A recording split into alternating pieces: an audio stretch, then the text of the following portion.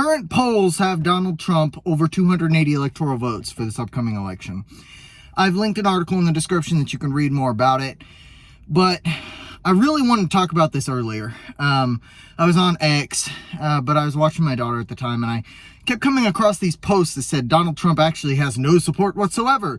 Donald Trump is, people hate him. Everyone hates him. All reasonable people hate Donald Trump. And there's a lot of people that seem to believe this. Donald Trump polls very well with the average person who, has to buy groceries and gas and pay a mortgage, and people that are looking to buy houses and buy cars.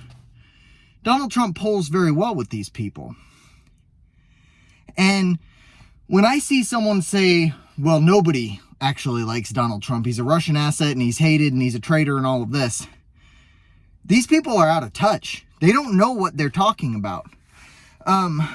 The swing states right now, Trump has a razor-thin margin in most of them. I think Minnesota may be the only one he's not leading in. I think they're giving a slight edge to Harris in Michigan and Pennsylvania. But if I guess now Trump's slid ahead, but just very, very slightly. But if historical polls are to be followed, and you adjust it for the mistakes that they've made in the past, Trump should be up by about 5 points right now. And that's what it seems like it is. The enthusiasm around the Trump campaign is way higher than that around the campaign of Kamala Harris. And this is evidenced by the fact that every time she opens her mouth, her polls drop. Trump surges ahead when Kamala does an interview. She can't help but put her foot in her mouth. She can't win for losing. And I'm not sure if this is by design or not. Legacy media, actually, it's kind of funny. If you Google, Trump 280 electoral vote swing states, you'll come up with the New York Post article that was the one that broke it. And it says something like Trump breaks 280 electoral votes, slides ahead in the swing states into the presidency or something like that. If you scroll down, MSN, AOL, all these other outlets have an identical headline. So it's kind of funny to see them, copy off of each other. But I'm wondering if this isn't a by design thing. Sorry, there's a fly in here. Because the more complacent Trump voters get, the more likely that Harris is going to win. You cannot be complacent about this. You must go out and vote. Polling means nothing. If we've learned anything in the past 2 election cycles, it's that polling means absolutely nothing. We have to go out and vote. But this is big news. This is really, really big news. Trump has been trailing in most of the swing states, Wisconsin, Michigan, and so on. And now he's ahead by razor-thin margins. He's ahead in Arizona by 2%, from what I can tell. He's ahead in Georgia. He's ahead in North Carolina. I don't know how Kamala Harris thinks that she can win, or those that support Kamala Harris think that she can win this election. But it seems to me that one of their hopes is that we who intend to vote for Donald Trump will see these polls and will not vote. Now, I personally, I'll tell you what I've done. And I live in a state that is actually solid red by 10 or so points right now. So it's not as crucial as those of you that live in swing states. But I've gathered up multiple people that are going on election day. We're going to go vote together, and we're all going to go vote in Donald Trump. And that's what everyone should do. They can be people that are close to you that maybe otherwise wouldn't be too inclined to vote, not all that interested. Make a social event of it. It's very, very important that we vote, even though the polls are saying that our side in this election, of course, our side is winning. Well, we must make it happen. But it's very curious to me how if you go and look, go onto X and look up, Harry Sisson or Kamala's Wins or Kamala HQ or Tim Waltz and go through their comments. As you scroll through, there's one other person, I think her name is JoJo from Jersey or something. Her name is Joe there's a sunflower in it. And I've never followed this person, but she comes up on my timeline all the time.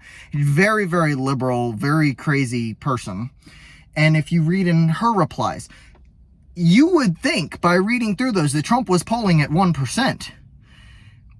These people truly believe that no one wants to vote for Donald Trump except for deranged white nationalists. That is truly what they believe. Now, my thought on this is that the more they can put out there that Trump is winning, the more of a chance that Kamala has of actually winning, because it'll make Trump voters get complacent and not go out and vote. And if they continue their ballot harvesting ways, the Democrats, well, they will win. But that's why it's so important that everybody get together, go out and vote. You know, make a social event of it. Take the day off work. Have a barbecue if you live somewhere where it's not freezing cold. If it's freezing cold, have a party inside the house. I don't know. Do something. But this is very, very good news. Trump should win this election. I don't see how he doesn't. Kamala's out there preaching change while saying she would do nothing different from Joe Biden. I don't know how that checks out, but apparently some people think that that's good. I couldn't tell you why. But Trump is surging. Harris is dropping. The betting markets have Trump up over 10% now. Go look at polling market. It's crazy. Not that long ago, Harris was up by 2 or 3 points. Maybe the end of September 30th-ish. So October's been all Trump. The media blitz that Harris has been doing reeks of desperation.